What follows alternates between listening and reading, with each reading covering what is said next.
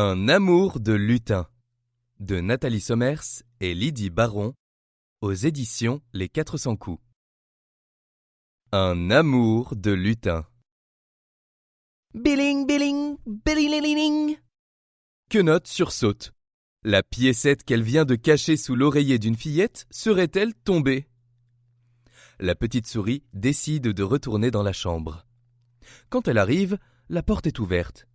Elle devine tout de suite qu'il se passe quelque chose de bizarre.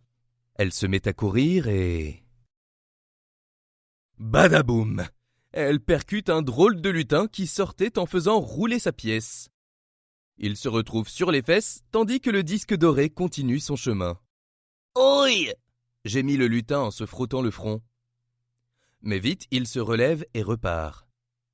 Quenotte est très en colère. Elle s'écrie « Arrête !»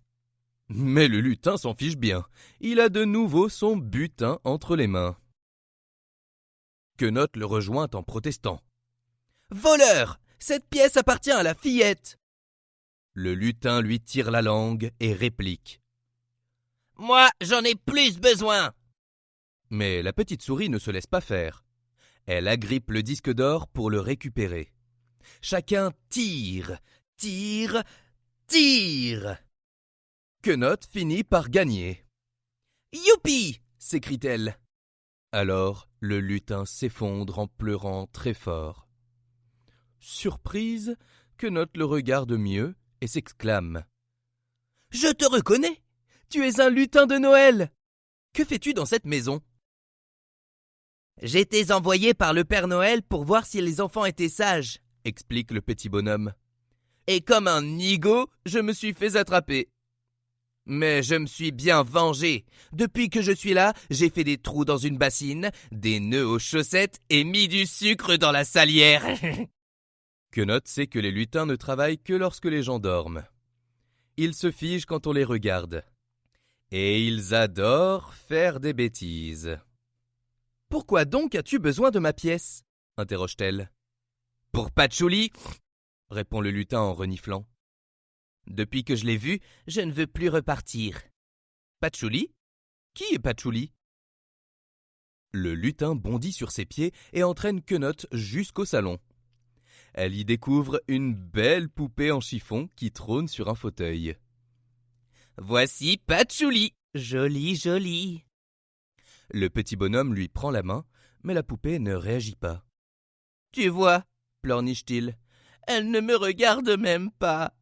Si je lui offrais ta pièce, si dorée, si précieuse, peut-être qu'elle se réveillerait enfin. » Ému, Quenotte lui tend alors la piécette. « Tiens, prends-la, j'irai en chercher une autre pour la petite fille. » Le lutin bondit de joie et roule la pièce jusqu'au pied de Patchouli. Les yeux de la poupée brillent sous l'éclat de l'or, mais elle reste figée. Le lutin se rassoit, tout triste. « Ça ne marche pas! Jamais elle ne se réveillera !»« J'ai une idée !» s'exclame Quenotte. « Les demoiselles adorent les choses délicates. » La petite souris entraîne le lutin dehors. La neige scintille sous la lune. « Il n'y a rien de plus délicat qu'un flocon de neige. Choisis le plus beau que tu trouveras. » Tout heureux, le lutin cherche avec soin le plus élégant, le plus dentelé, le plus aérien de tous les flocons. Aussitôt trouvé, aussitôt rentré. Le petit bonhomme s'empresse de déposer son cadeau dans la main toute douce de Patchouli. Les joues de la poupée prennent une jolie teinte rosée, mais Patchouli reste figé. Le lutin tape du pied. « Encore raté !» s'écrie-t-il. « J'ai une autre idée !» dit Quenotte pour le calmer. « Personne ne résiste à une pomme d'amour !»« Mais oui, bien sûr !» s'exclame le lutin tout excité. « Une pomme d'amour pour Patchouli !» Vite, ils courent à la cuisine. Quenotte verse un peu d'eau au fond d'une casserole et le lutin le sucre pour faire le caramel. Dès que c'est prêt, il choisit une pomme bien rouge. La petite souris la plante sur un pic et la plonge dans le liquide doré. Ça sent bon! Ça sent très bon! Dit le lutin. Ça sent si bon que la petite souris doit l'empêcher d'en croquer un petit morceau. C'est pour Patchouli, lui rappelle-t-elle. Oui, oui. Pour Patchouli, joli, joli, joli, chantonne-t-il. Sans même y donner un coup de langue, le lutin porte sa pomme d'amour jusqu'au salon. Tiens, c'est pour toi, Patchouli, lui dit-il en mettant la pomme près de sa bouche. Le petit nez de la poupée se fronce et ses lèvres forment un « Oh !» Mais tout le reste de son corps reste figé. Le lutin se remet alors à pleurer à chaudes larmes. Il n'a même plus envie de croquer dans la pomme d'amour.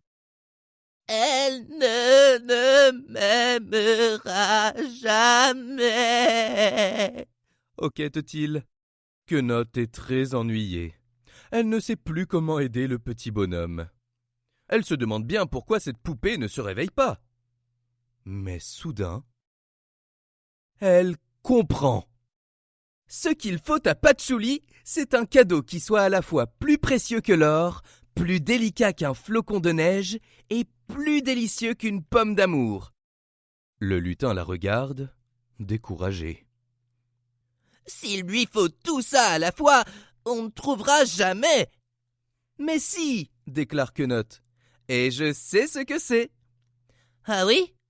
Quoi donc? Demande le petit bonhomme tout étonné. Un baiser d'amour sincère, s'exclame Quenotte. Crois-moi, c'est plus précieux que l'or, plus délicat qu'un flocon de neige et plus délicieux qu'une pomme d'amour. Oh, ça je sais faire, dit le lutin en bondissant partout. Il s'arrête soudain et s'approche doucement de Patchouli.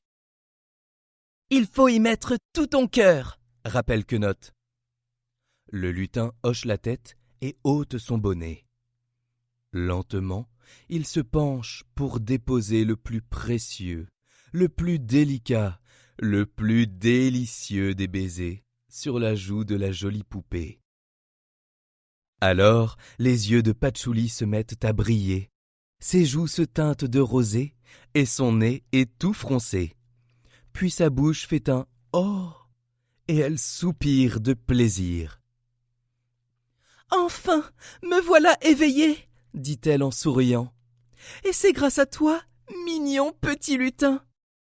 Le petit bonhomme est rouge de bonheur. Quenotte est heureuse.